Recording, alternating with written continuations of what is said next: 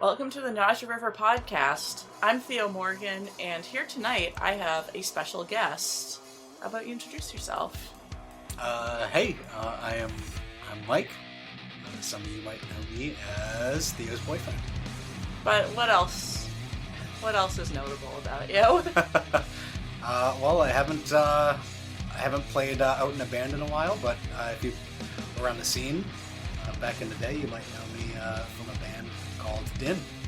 Wow. Can you believe it? I got the Din guy on the podcast. Why are we here tonight, Mike? Well, it is that time of year where people are all wrapping up their favorite albums of the year, and that's what we're going to do here today. Yes, this is contingent on Ulver's album dropping on December 31st, not blowing everything out of the park. Yeah, I think we can assume ahead of time they're a shoo-in. Yeah, number one. Until then, so what we're gonna do, we both made a top 5 for the year, and we're gonna talk about them from 5 to 1. I think the format should be, we both say what our album is in what spot, and we prompt each other and talk about it. Yeah, I think that sounds pretty good to me. Yeah, this was all live. Very little pre-scripting. I made some notes on my phone, as did he. Yeah. All right. I got a picture of a list. We'll see how we run with it. He's a real professional, guys. So, in number 5, I have Ancient Death, Ego Dissolution. Hey. And what do you have? Number 5 for me is going to be Hexrot, Formless Ruin of Oblivion. Nice. Former podcast guests. Both bands have been very important to us this year. As you know, Hexrot was on my podcast a few months ago. Around the time I actually started my relationship with Mike. True. Yeah. And we both independently agreed it was a stellar album. Yeah, I think long-time listeners will remember I independently reached out to you and said, hey, you got to check out this sick death metal album. And you said, well, that's funny because I am editing my podcast with them right now. It worked out so well. And yes, he bought like $200 worth of merch without me telling him to. He made tens of dollars for Hexrot. Yeah, shout out to Transcending Obscurity's impeccable merch. Yes, if there is a merch ranking of the year, Transcending Obscurity as a unit, number 1. Easy, no contest. Yeah, I want to know, like, what did you like so much about Hexrot? Why does it get that spot for you? Well, I mean, you know, and your listeners probably don't. I love weird. Mm-hmm. And what stuck out to me immediately with Hexrot is the way that the way the album starts. You might think that you're getting into something that's maybe a little more run-of-the-mill. You know, it starts off and you're like, that like actually reminds me a little bit of like a death riff. And then it just slowly like starts to disintegrate into just more and more levels of chaos. And it's incredibly technical, but not in a look what I can do way. And it's just so bizarre and rewards repeat listens. It really does. With Ancient Death, it was kind of the opposite because I think they do a lot with ground that's already been pretty well tread. It's progressive death metal in the vein of Atheist, Mid-Era Blood Incantation. You can definitely hear, as a band that contains like a lot of ex-members of Atheist, you can definitely hear the influences. Oh yeah. But I think that it's a sign that it's gonna be a classic because it's not too weird for the masses, but it's innovative enough to sustain repeated listens and catchy enough that sticks in your head. Yeah. Yeah, I totally agree. I was not able to interview Ancient Death. Stuff happened. Mm-hmm. But they are from Walpole, Massachusetts, and that does mean we did see them live. We sure did. So this was August 2nd in Manchester, New Hampshire. I don't know if it was necessarily an album release show, but it was one of the first shows they did after releasing Ego Dissolution.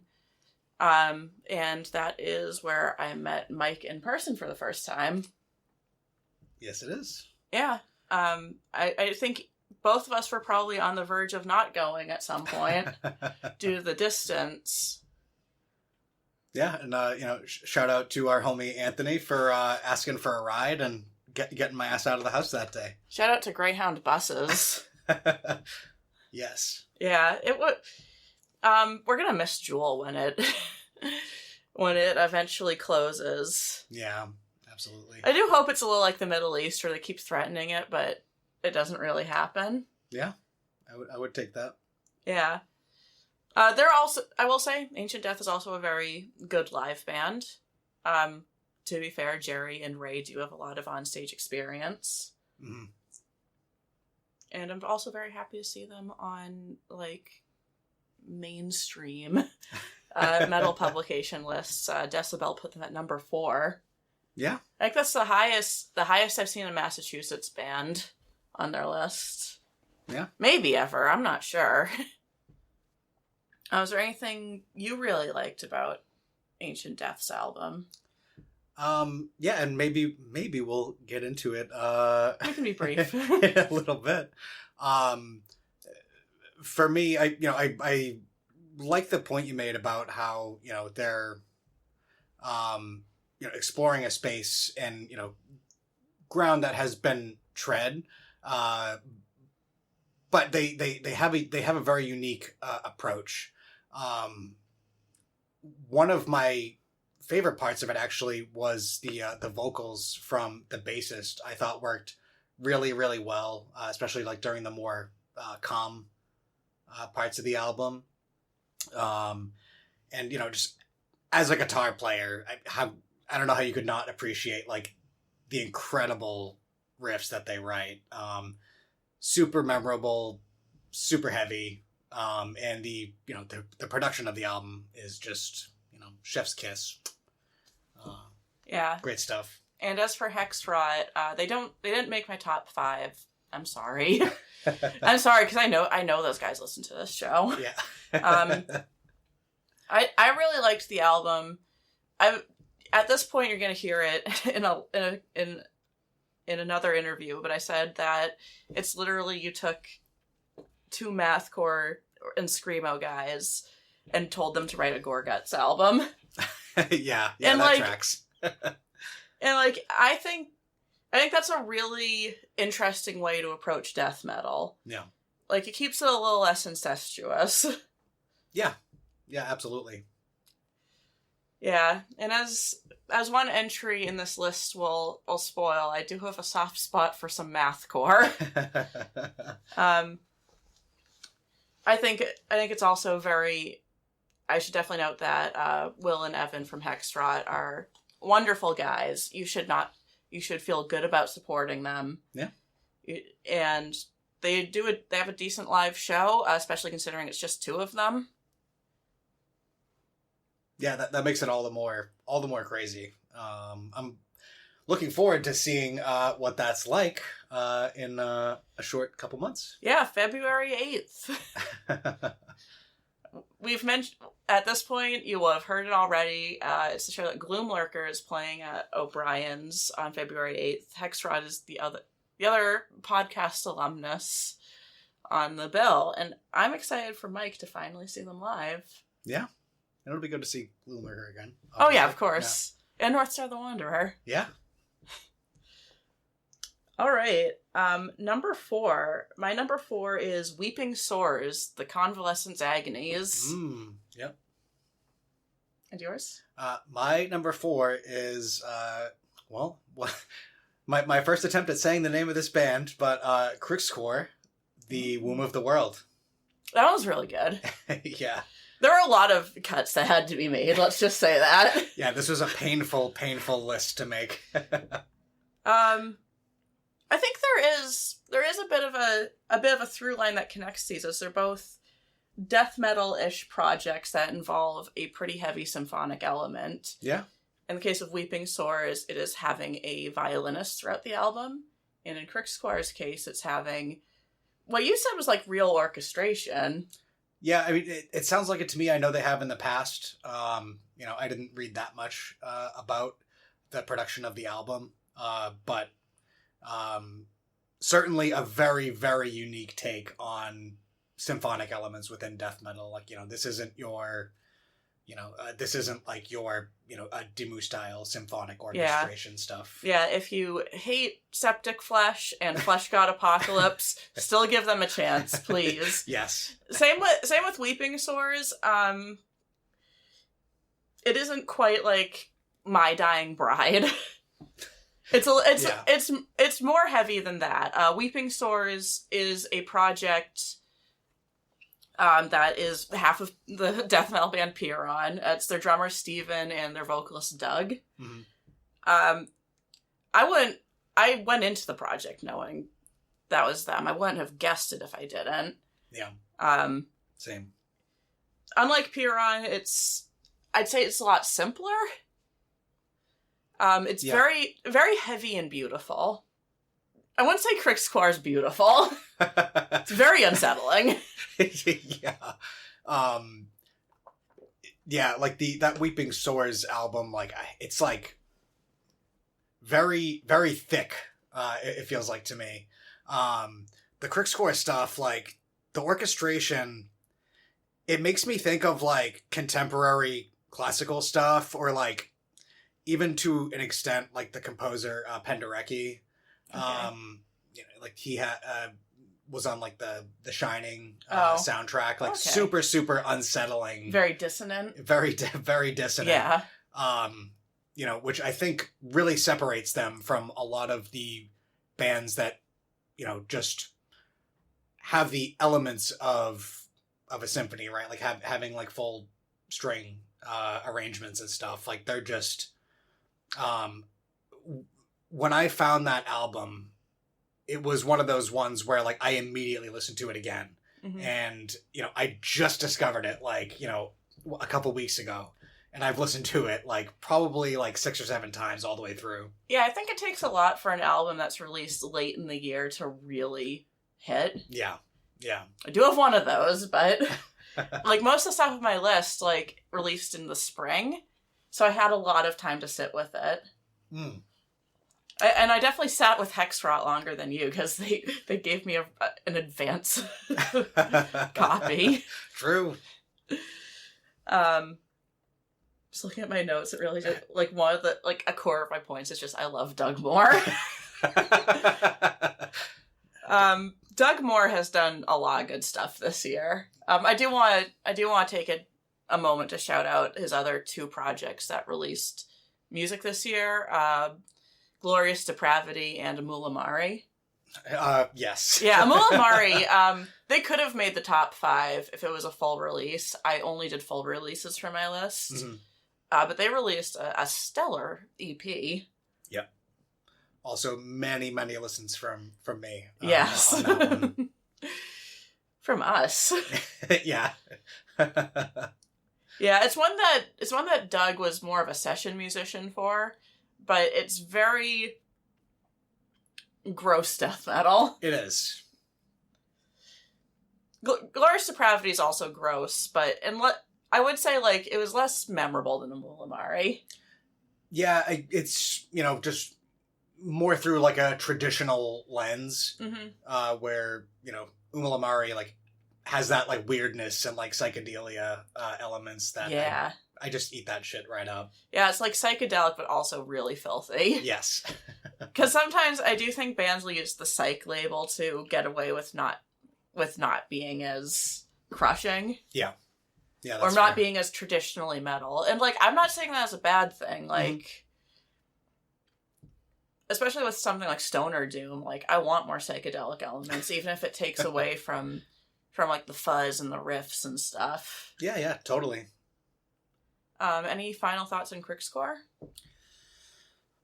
No, I think they're a band that apparently has been around quite a long time, and they for some reason just slipped under my radar, but is right up my alley for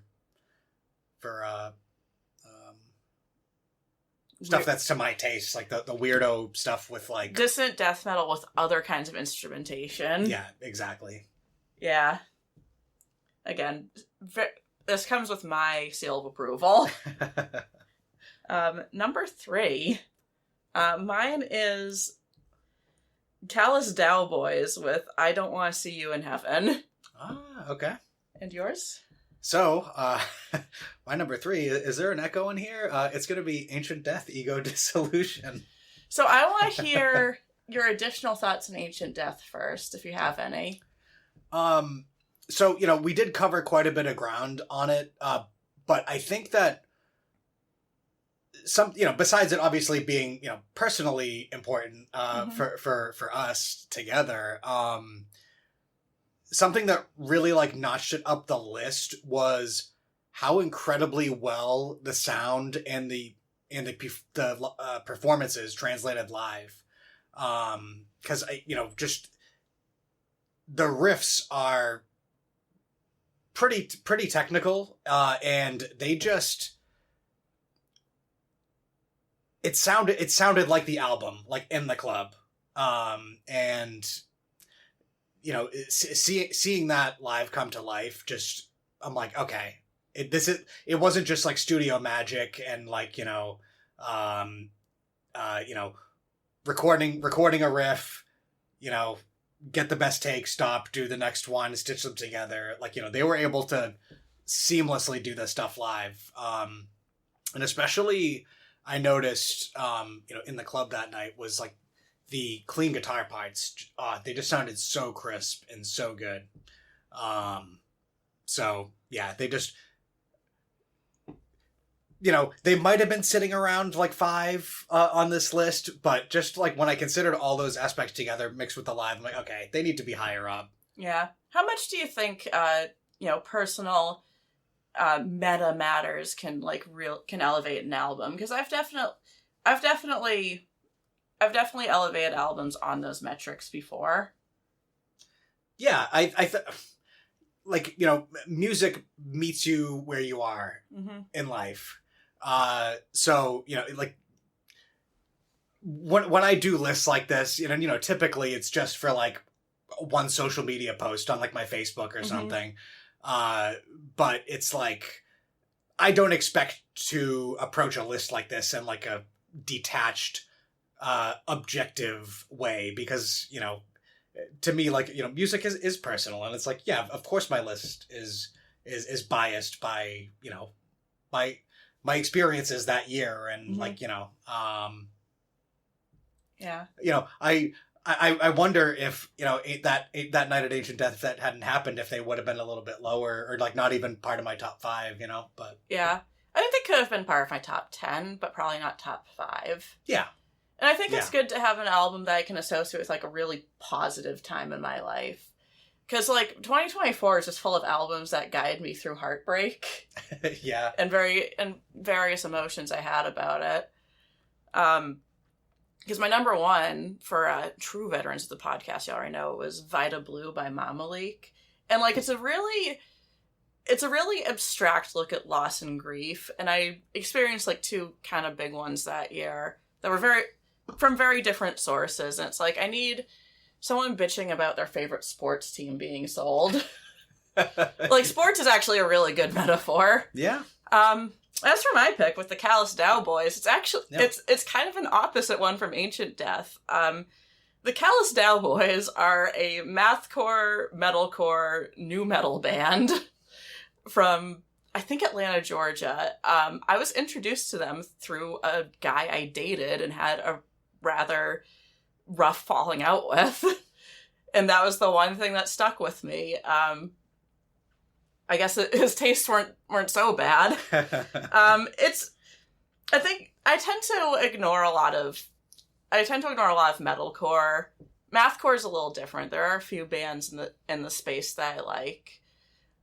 But I'm very glad I checked out the Callous Cowboys. They're a very weird band. They have a lot of very unique instrumentation. They have a full-time saxophonist, a full-time violinist. I think they're not afraid to do something new with the genres they play with. The part maybe I like the least about them is their clean vocals, but still not annoying as every other new metal band that does clean vocals. Yeah. Yeah, funny enough, my opinion on new metal is, like, do more rapping. Less of the whiny or, like, melty vocals. Yeah. I haven't heard the album, but ever since I first heard that band name, I'm like, okay. It is really funny. Like, even normal people, they're like, that's a funny name. Yeah. I didn't even think that, like, oh, it's a spoonerism of the Dallas Cowboys. I'm like, what's a Dowboy? You're gonna find out. It's also very catchy. Yeah. It's an album. I have trouble, like, with some albums picking out individual songs. Like, with Ancient Death, I listen to Ego Dissolution as a whole and think of it as, like, a whole piece. Everything flows together really well, too, on that. Yeah. But the Callous Cowboys, they're good. They're also pretty good at crafting individual songs that are pretty memorable. Mm-hmm. Which I guess was another strength of nu metal that made it so popular. Yeah. Very sad I didn't see him live this year. Things happened. Right, yeah. Yeah. Mm-hmm. Circumstances. I left my paper ticket outside the Sinclair, and I hope someone picked it up. If you did, hey, I hope it was a good time. Number 2, and this is one that I do know Mike's opinions on. Flesh Vessel, Obstinacy, Sisyphean Dreams Unfolded. Okay, yeah. And my number 2 is Tomarum, Beyond Obsidian Euphoria. Number 2? Number 2. That was number 1 for a while. It was sitting at the top for a while. They got notched down by, I think, a worthy rival. Yeah. Okay. I did like the Tomarum album. Yeah. I think why it didn't make the list for me, despite it being something that was really special to us. Mm-hmm. So they're a band we saw live. Yep. They're a band that comes up on our driving playlist. That they do. I don't know. I didn't find their album particularly memorable. I could tell it was super well crafted. Yeah. But it had trouble sticking with me. Mm-hmm. And I know your problem with Flesh Vessel, so please tell me. Okay, so, Flesh Vessel, obviously super, super anticipated by both of us for a while. You know, they had been trickling out their singles, and, I think overall, and the only reason, they probably still are going to be in my top 10 or top 15, but I think the one overarching element of it that just really did not work for my taste was like the 80s style falsetto vocals that were like kind of ubiquitous on every track, if I recall. I've given it a few listens. Musically, absolute powerhouse, like just brilliant writing. I try not to let vocal styles like overshadow an album too much, because like look at the type of music we listen to and the types of vocals that we like. Yeah, I've definitely enjoyed some fuck ass death growls. Yeah, exactly. So it's like, it's not that I didn't love the album, because I did. It was incredible. But yeah, it's just, I feel like if I knew like what the lyrics were, and if I could figure out whether like that was some type of like character, like in some type of like, musical like play type thing. If I knew that was like one specific character's vocal, like it might help it might help make that decision make more sense to me. It just sort of seemed like a bit out of left field for them. Like the first album they did, I don't recall that ever being a vocal choice. Yeah. And, like, I think the both of us are going to commit some metal heresy here. Falsetto is very reminiscent of King Diamond. Do either of us like King Diamond? Not really. No. I respect everything he's done for metal. Yeah, 100%. And obviously, like, he's gotten his flowers. He performs to some pretty big crowds. Yeah. I think at most, like, there's a little more bite to the Flesh Vessel vocals, and there's just so much more musically going on. Yeah. Like, it is also, I guess, it's also orchestrated, but it's not the unsettling dissonance of Crixquoir. There's a lot of melodic stuff that's weird and more of a, who would think to use this instrument? Yeah.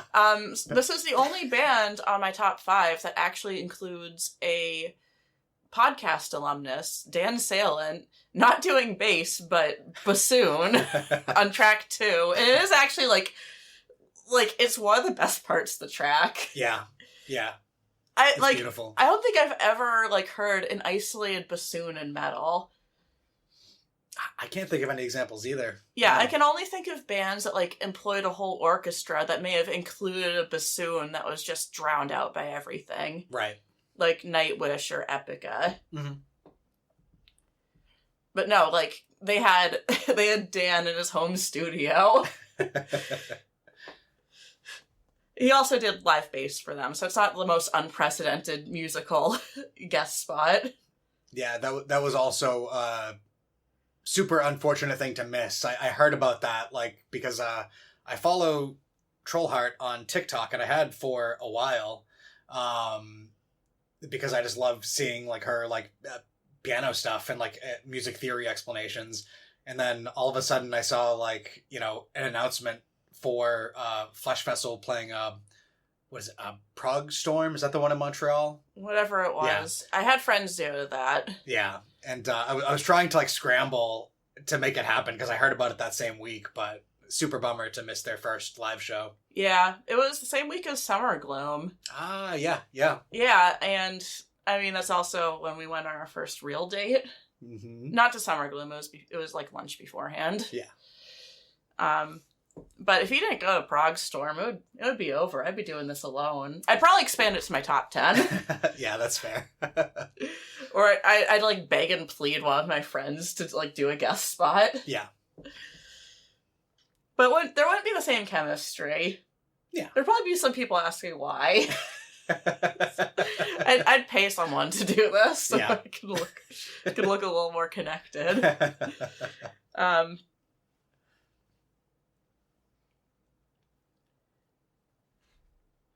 So, should we go into number 1, or should we do any honorable mentions?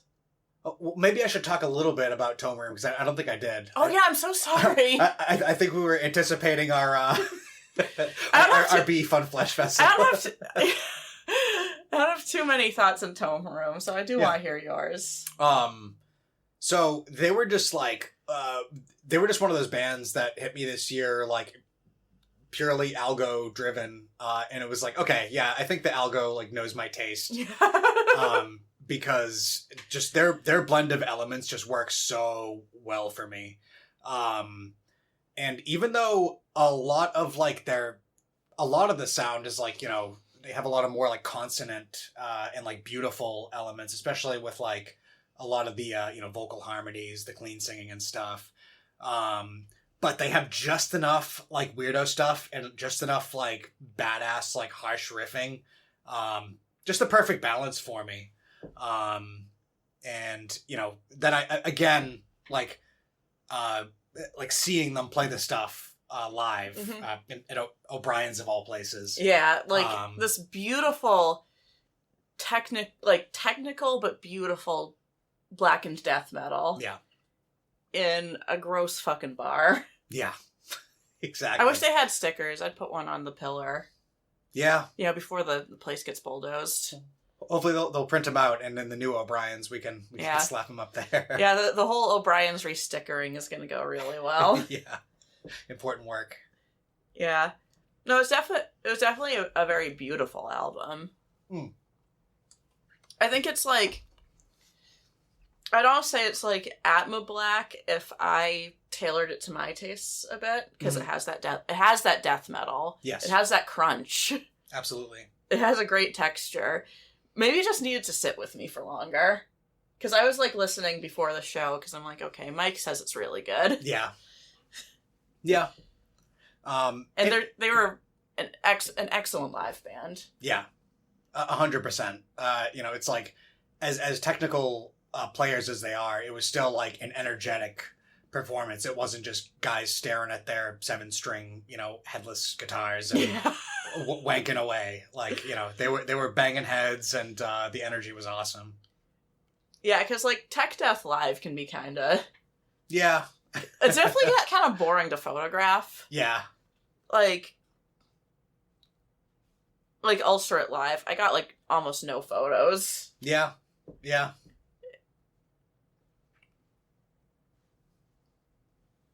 So, any honorable mentions before number 1? Well, I feel like honorable mentions would just be kind of like, dipping into the top 10. The top 10. I think probably the only one that, I was sad to not, talk about on the podcast is going to be Veilburner, Longing for Triumph, Reeking of Agony. Mm-hmm. Certainly top 10, like easily. Like, I love that band. They are so creative and so weird. But just couldn't crack the top 5 this year. Yeah. I'm trying to think. I was trying to think maybe if there's something on my list that I don't think enough people have looked at. But it's like, I think back to my top 10, like, it's mostly stuff that, like, I've mentioned before on the podcast. Like, I'm sure you all know about Hexrot, of course. You all know about the Outlords. It's a good episode with them. Mm-hmm.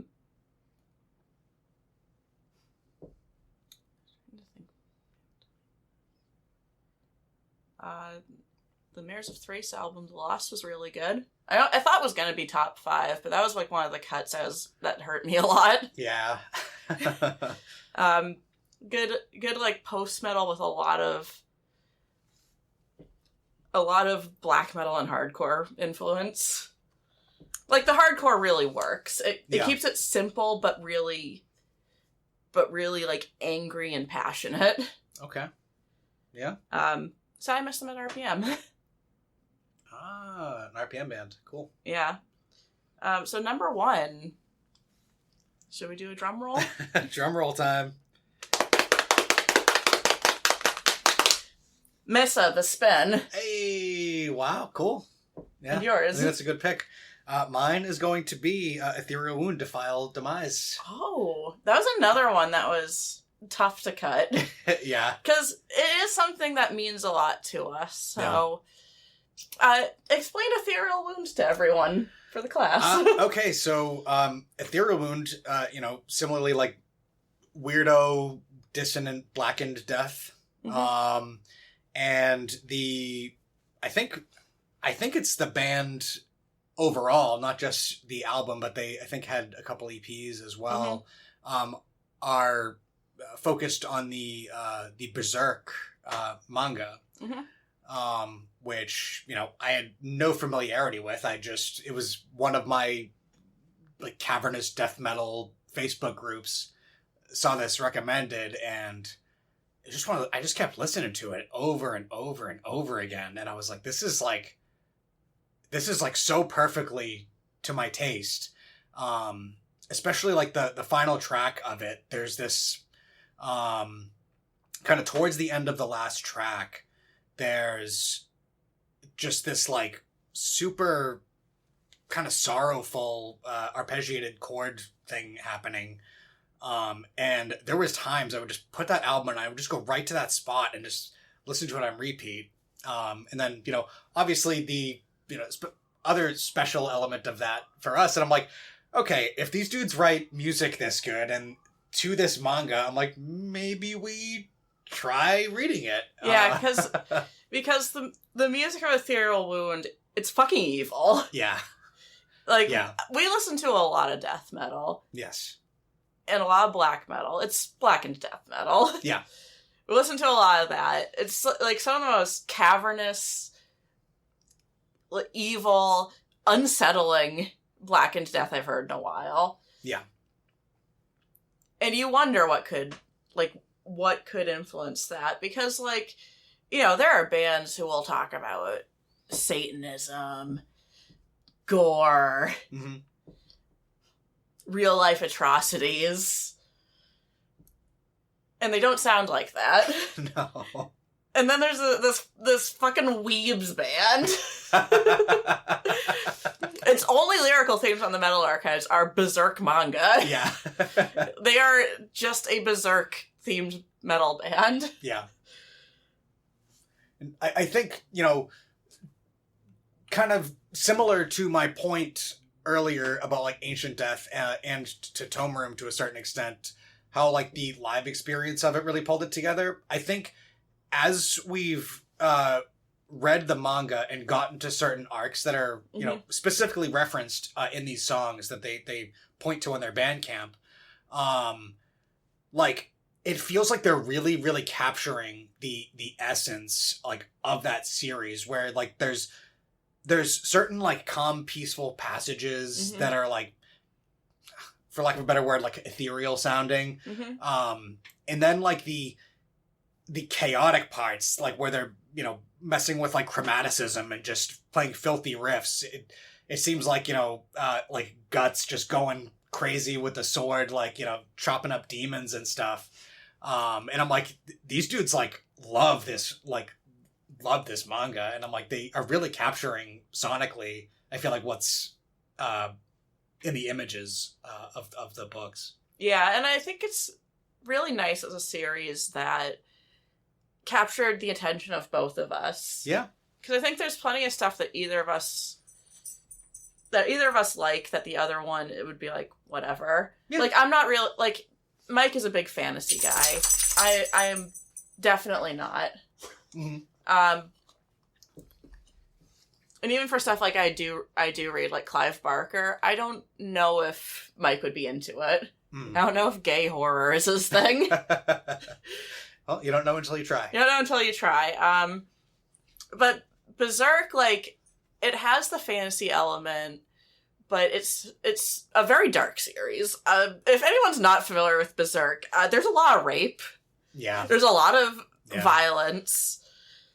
I don't know how any, like, anime adaptations have handled it, but the manga it's sometimes, like, I didn't want to see that. Yeah, it's brutal. Absolutely brutal. But it's one of the most compelling things I've read. Yeah.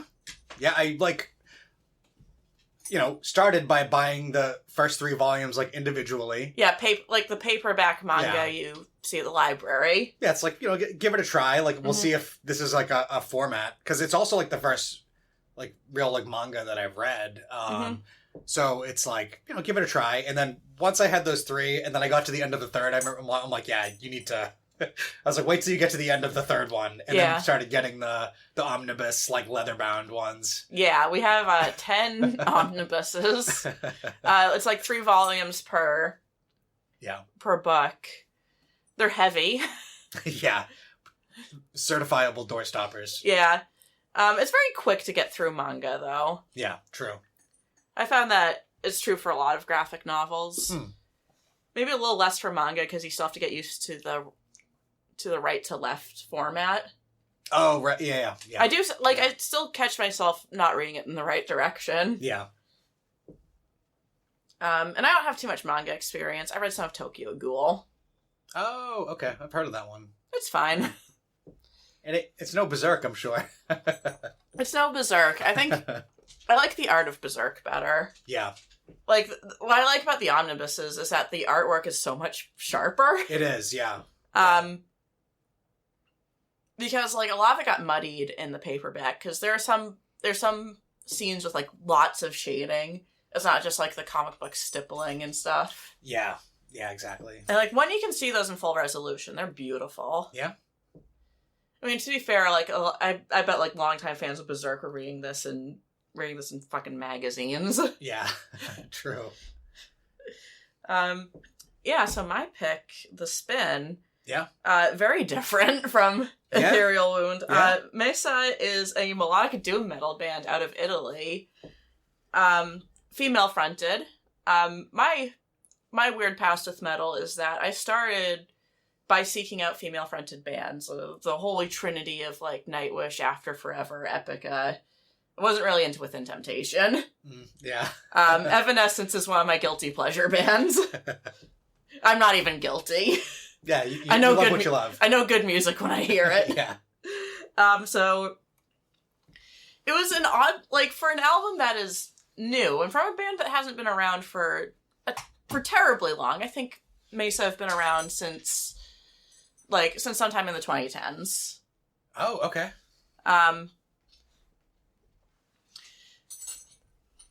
It felt nostalgic, like it should have always been there in my library.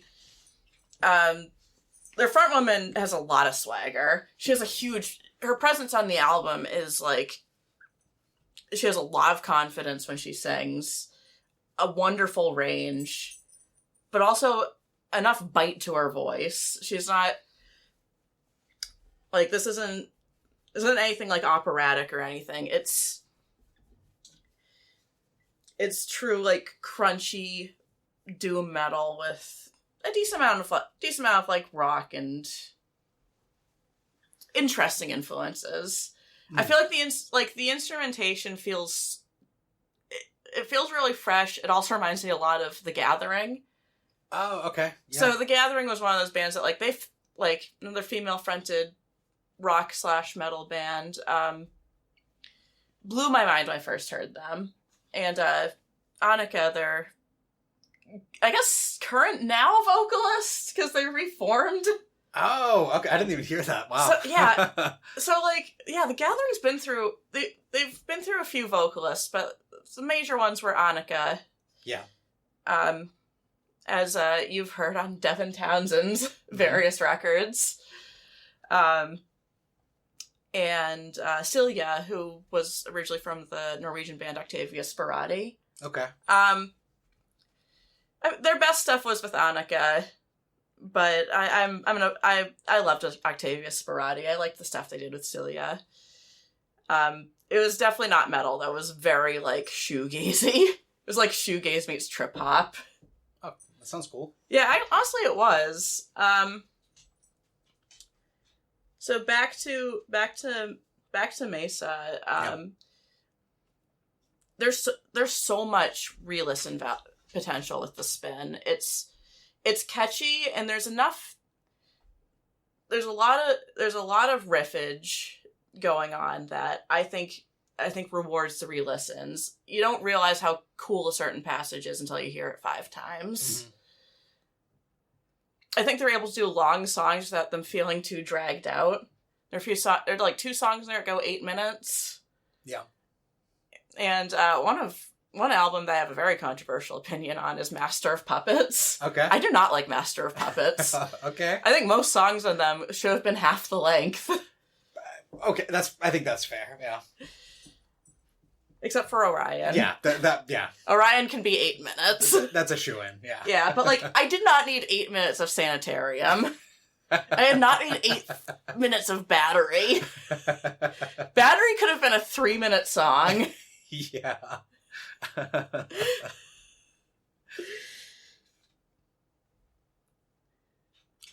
Yeah, I still haven't heard the whole Mesa album, but I just remember, like, when their songs came on, during our driving playlist, and I'm sure you remember this, like, where I was like, this is, like, really cool, actually. Yeah, and that's the sort of reaction I like to hear from...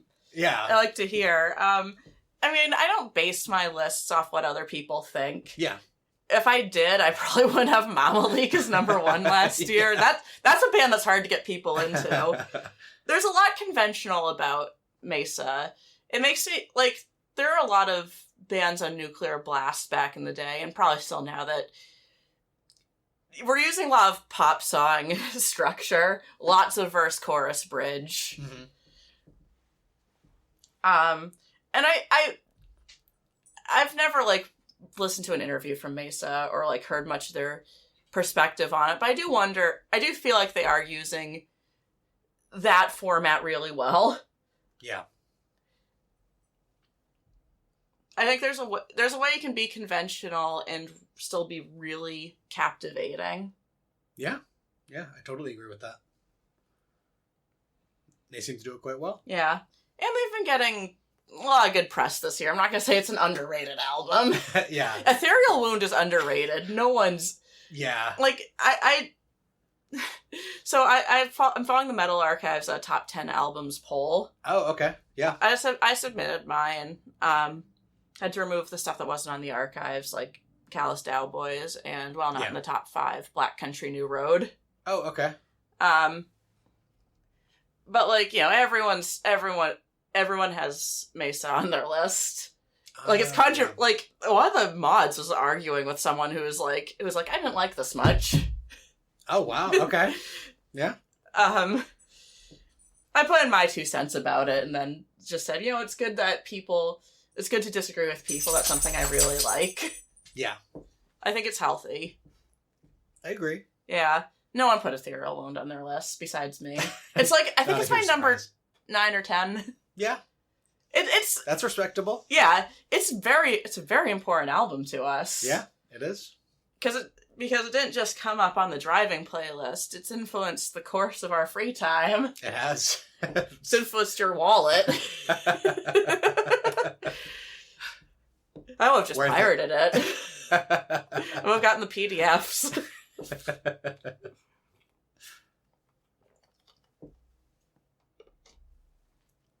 I can't wait for 2026. Yeah, I think this has been super competitive landscape for music generally. I feel like people are like, oh, this year there's not that much, and I'm just like, I don't think you're looking in the right places. I think this was a great year to love weird death metal. Yeah, that too. Yeah. Yeah, because there's stuff that, like, didn't make our lists, I'd say is still really worth checking out, like Dead and Dripping. Oh, yeah. Yeah, 100%. if you like those Demolic frog vocals, you'll love Dead and Dripping. And to be fair, I do love those Demolic frog vocals. Samesies. Yeah. Yeah, they're definitely genres that it probably wasn't as good of a year for. Just less stuff. Yeah, that's fair. I think another one just to mention, another podcast guest who I think it's great to see them doing well, but also I feel like people need to listen more is going to be Obsidian Tongue and their album this year. Oh yeah. Another top 10 easily. Painful to cut from the top 5, but as I said, very very competitive landscape this year. Yeah, we're sorry, Brendan. Yeah. It was wonderful to see him live. Yeah, opening for Ulcerate. Yeah, it was a choice, but having Obsidian Tongue into Spirit Possession into Ulcerate made more sense than I thought. Yeah, it was like it wasn't like a quite natural progression, because I think even like just the tour itself was like kind of bizarre. Yeah, having Spirit Possession open for them, but it worked, man. Yeah, and I don't think every city quite got that, because like the local, okay. Everyone decides their own local openers. Yeah, like I know New York City got Piron. Of course they did. Okay, yeah, yeah. To no one's surprise, they got Piron. Doug never sleeps. Yeah. So you have to have like a black metal detour. Yeah. Spirit Possession were really good. Did they release anything this year? I really have no idea. I just, yeah, they were impressive seeing a dude like finger picking like blackened thrash riffs. Yeah. I felt kind of checked out of like Stoner Doom this year. Like the only album I like really remember listening to that was like just pure Stoner Doom was Night Stalkers. Oh, okay, yeah. It was fine. Yeah. It was. I have friends who really liked it, it was just a little too pure doom for, like, pure stoner for me. Yeah. There's these amount of, like, sludge. Okay. There's always sludge. Yeah. The one constant in life. The one constant in life. Listen, here's sludge, eat clunge. We're not cutting that out. No, of course not. If you want one from the area, Swamphead had a really good album this year. Okay. Massachusetts-based sludge metal band. I guess there were some stoner elements in it. Mm-hmm. But it was nice and heavy. Yeah.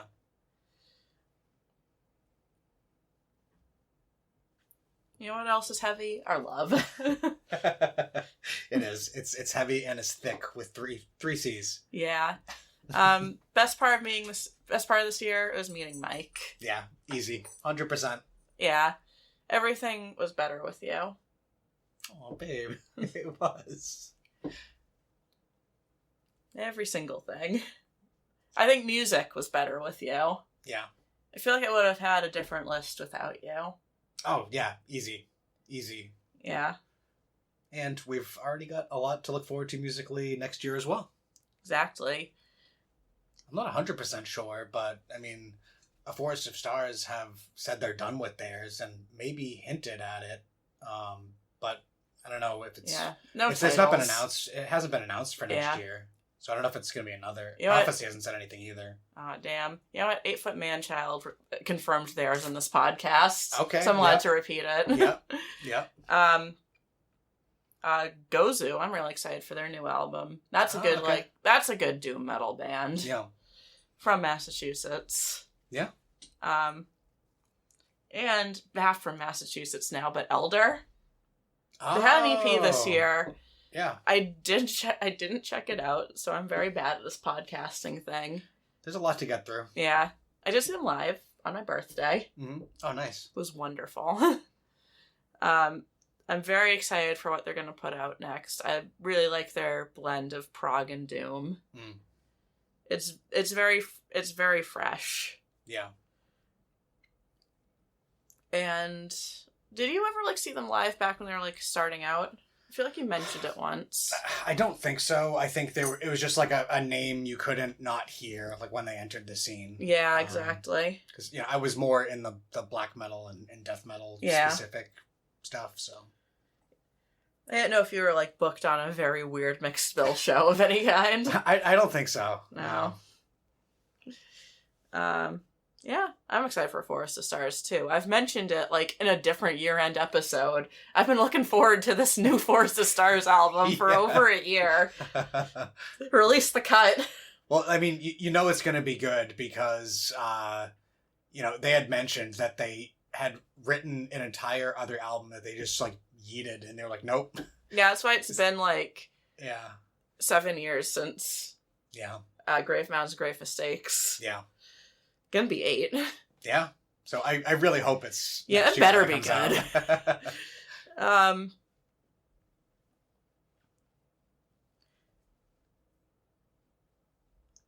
Yeah, it was an interesting year for music. A lot of previous album of the year winners released stuff this year.